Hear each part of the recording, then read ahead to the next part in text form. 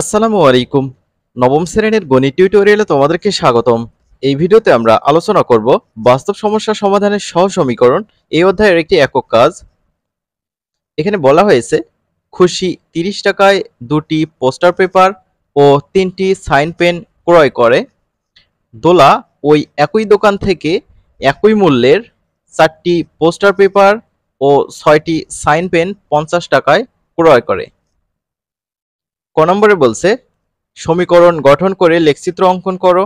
খ নম্বরে বলছে লেখচিত্র থেকে সমীকরণ দুইটির সাধারণ সমাধান পাওয়া যায় কিনা ব্যাখ্যা করো। গ নম্বর বলছে একটি পোস্টার পেপার ও একটি সাইন পেনের ক্রয় মূল্য সম্পর্কে তোমার মতামত ব্যক্ত করো। তো চলো আমরা এই দুইটা তথ্যের আলোকে দুটো সমীকরণ গঠন করব এবং সেটির লেখচিত্র অঙ্কন করব। খেয়াল করো, এখানে প্রথমে দেখো বলছে খুশি ৩০ টাকায় দুটি পোস্টার পেপার ও তিনটি সাইন পেন ক্রয় করছে। তাহলে একটি পোস্টার পেপারের মূল্য আমরা x টাকা ধরে নিয়েছি আর একটি সাইন পেনের মূল্য ধরে নিয়েছি y টাকা। এখানে দুটি পোস্টার পেপার কেনা হয়েছে, তো একটা পোস্টার পেপারের মূল্য x টাকা হলে দুটি পোস্টার পেপারের মূল্য হবে 2x টাকা। তারপর খেয়াল করো, তিনটি সাইন পেন ক্রয় করা হয়েছে। একটা সাইন পেনের মূল্য y টাকা হলে তিনটি সাইন পেনের মূল্য 3y টাকা। তো দুইটা পোস্টার পেপার আর তিনটা সাইন পেন মিলে কত টাকা হয়েছে? 30 টাকা হয়েছে। তো সেইটা আমরা ১ নম্বর সমীকরণ দিয়েছি। তারপর দোলার ক্ষেত্রে দেখো 4টি পোস্টার পেপার কিনেছে, 6টি সাইন পেন কিনেছে। তো 4টি পোস্টার পেপারের মূল্য কত দেখি। একটা পোস্টার পেপারের মূল্য x টাকা হলে 4টি পোস্টার পেপারের মূল্য হবে 4x, এত টাকা। তারপর এখানে 6টি সাইন পেনের কথা বলা হয়েছে। একটা সাইন পেনের মূল্য y টাকা হলে 6টা সাইন পেনের মূল্য 6y টাকা। তাহলে 4টা পোস্টার পেপার আর 6টা সাইন পেন একত্রে কত টাকা লাগছে? 50 টাকা লাগছে।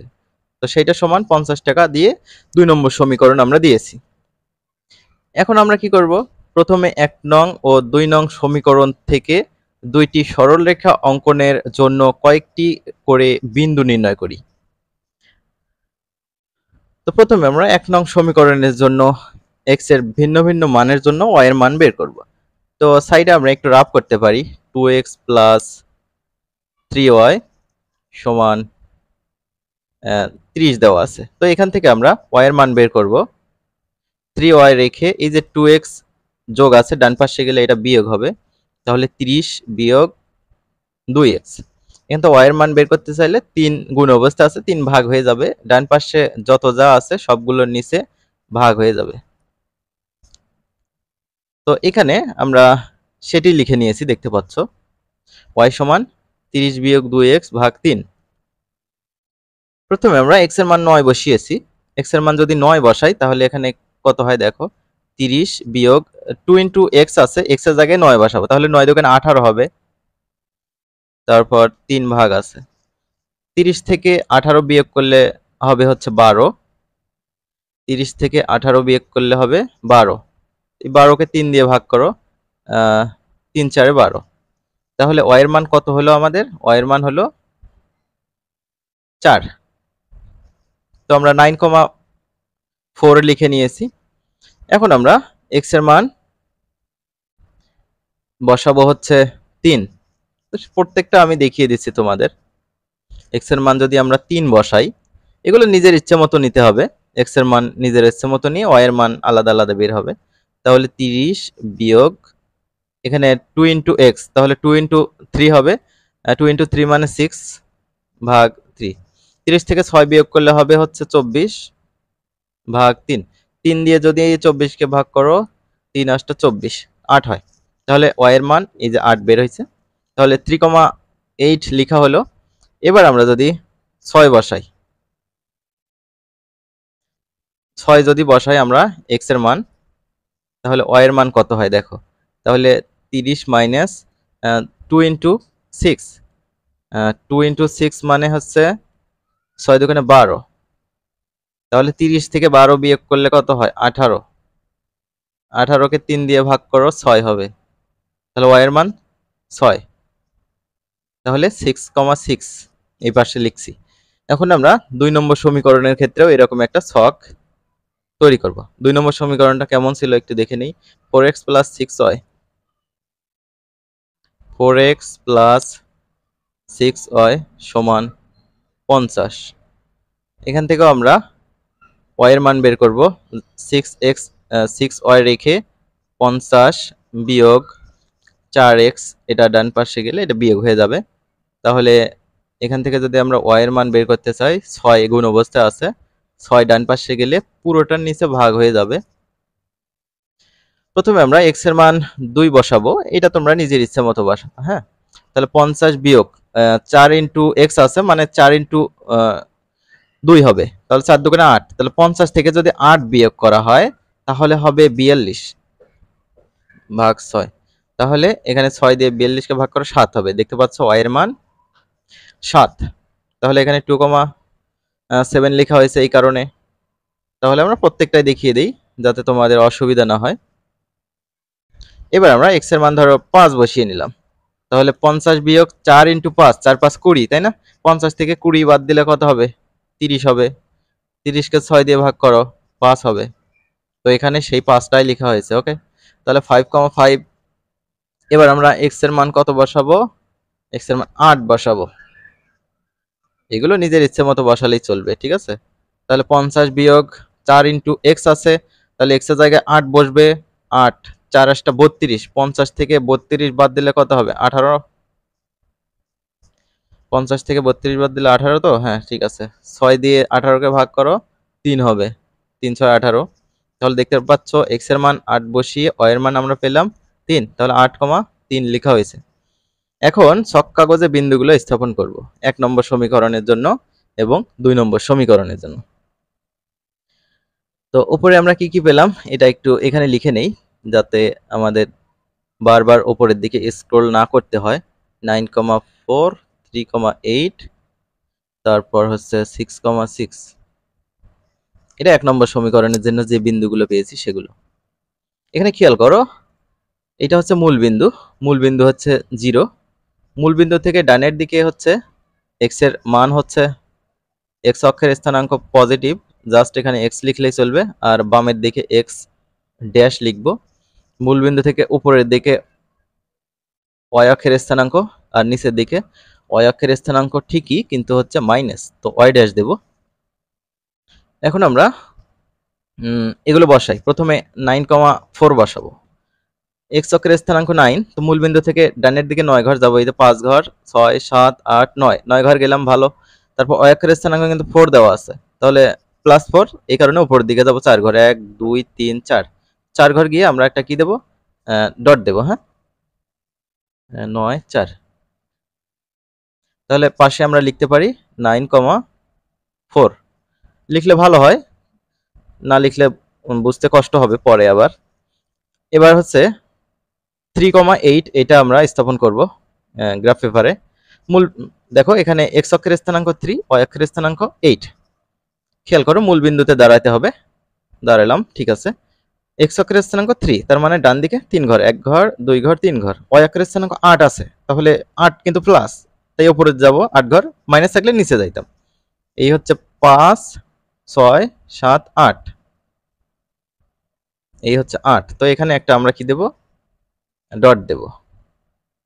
2 3 8, তাহলে 3,8 ঠিক আছে। তো 1 2 3 1 2 3 4 5 6 7 8। এবার আমরা 6,6 এটা স্থাপন করব। x অক্ষের স্থানাঙ্ক 6, y অক্ষের স্থানাঙ্ক 6। মূলবিন্দু থেকে ডান দিকে 6 ঘর, উপরের দিকে 6 ঘর, এই তো এখানে। তো এখানে আমরা একটা ডট দেব। 6,6, এটা এই যে সরল রেখাটা আমরা পেয়েছি, এটা হচ্ছে 1 নম্বর সমীকরণের জন্য লাল যেটা পেয়েছি। তো এই যে বিন্দুগুলো যে পেলাম, এই তিনটা বিন্দু আমরা কি করেছি? একদম স্কেল দিয়ে যোগ করে দিয়েছি, তো একটা সরল রেখা পাওয়া গিয়েছে। এবার আমরা তারপরে দ্বিতীয় যে সমীকরণটা পেয়েছিলাম, সেখান থেকে বিন্দু পেয়েছিলাম হচ্ছে 2,7, সেটা আমরা স্থাপন করব। দেখো মূল বিন্দুতে দাঁড়াবো।